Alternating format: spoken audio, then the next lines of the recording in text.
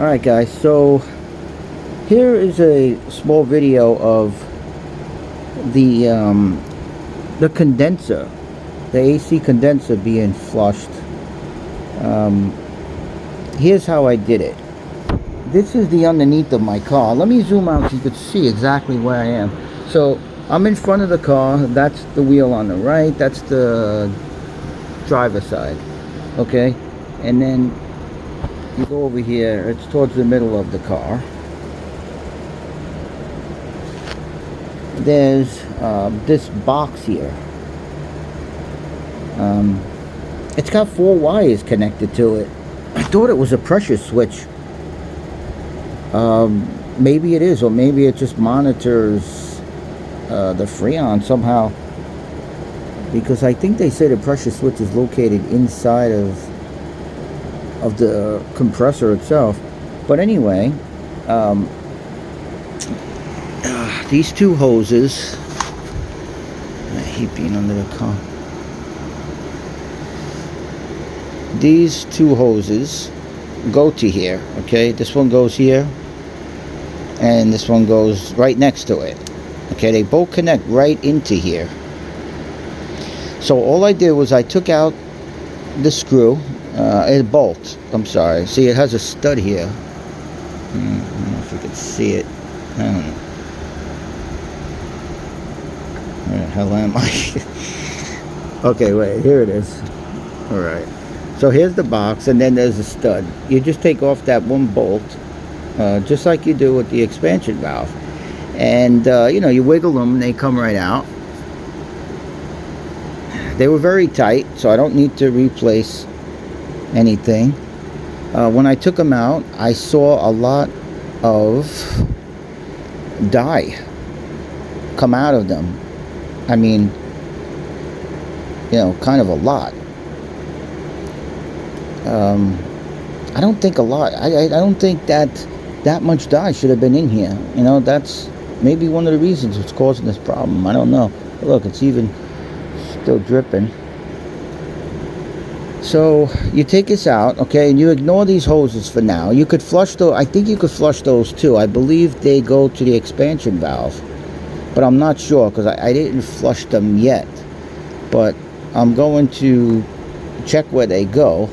I know they, well, I can't really say I know, but I don't think they go to the compressor. But you don't want to flush any hoses that go to the compressor, because you might shoot the oil out or something like that, and you know, that's not a good thing. But wow, this green stuff is everywhere. I was shooting out this oil in this leak detector crap here. All I did was I put my air compressor. This is what I used. This is the regular air compressor. But what I did was I put a washer on here. See right here? So the trigger can only go halfway down. It's more regulated that way. And then I took just an old O-ring, fat O-ring, and I put it at the end. You could use a small little hose. I just put it here, and that gave me just a little more pressure to put through instead of having all air shooting out the sides and stuff like that. Sorry for the camera, it's wiggling. I'm under the car. You know, it's very hard. But anyway, that's what I did. That's how you flush out the radiator. The one port on here is the input, and one is the output. Of course, probably the small one is the in. But it doesn't matter. You can do it either way. Whatever hose you have to fit, you put it in there, and you do very little pressure at a time. You see if you can get oil to come out of there, okay? So that's what you want to do. And you can also maybe flush these lines. I don't know where they lead. Like I said, don't just flush any lines, because if they go into the compressor, you shoot out all the oil in the compressor. So be careful about that. If anyone knows what this is, please comment and let me know. There's 4 wires attached to it.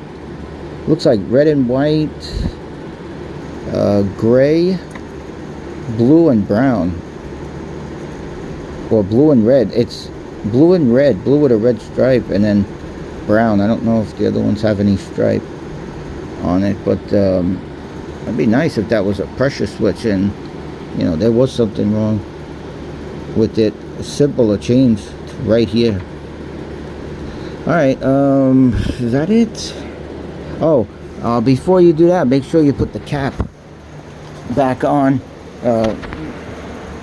this receiver dryer. Okay, I just put it on loosely for now. I still got it out. You know, letting it dry a little bit, see if I can get some moisture off of it.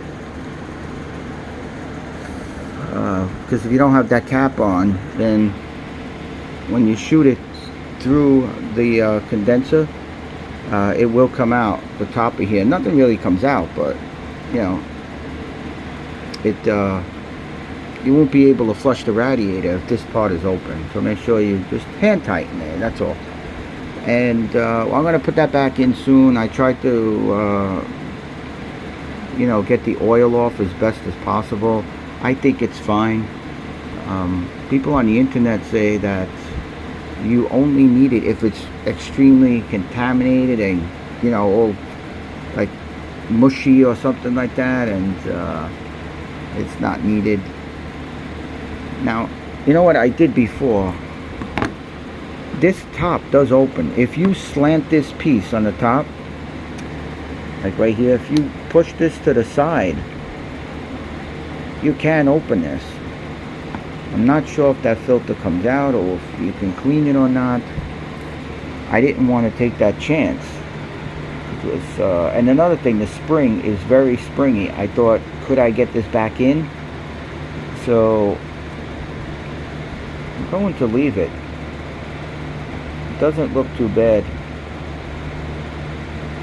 I can see a little brown on the bottom, but this thing is huge, so I think it's got a long way to go before anything happens. Alright, so that's, oh, and I couldn't find that part they show on you know, everywhere, auto part stores and internet. They show some kind of filter, like a tube. I think they call it an orifice tube or something like that. I really wanted to find that. I thought it was on this car. I can't find it anywhere.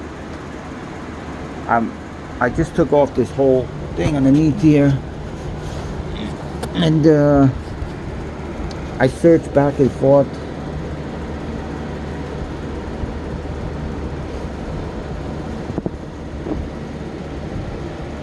I searched all along here. There's nothing really here. I searched up there. There's nothing there. I don't know if there's anything in between this radiator. I have no idea because it's got rubber there.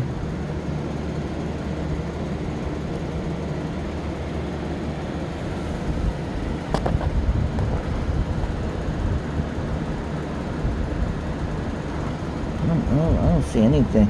Another thing I have to make sure is that my fan's going on. My fan used to come on and I used to hear it, but now I don't hear it that much. So make sure your fan is coming on, because if it doesn't cool off that condenser, you're not going to get the right air condition either.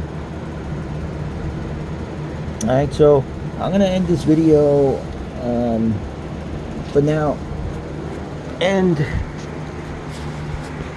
if anything goes wrong or I find anything else out, I'll let you guys know. Alright, take care.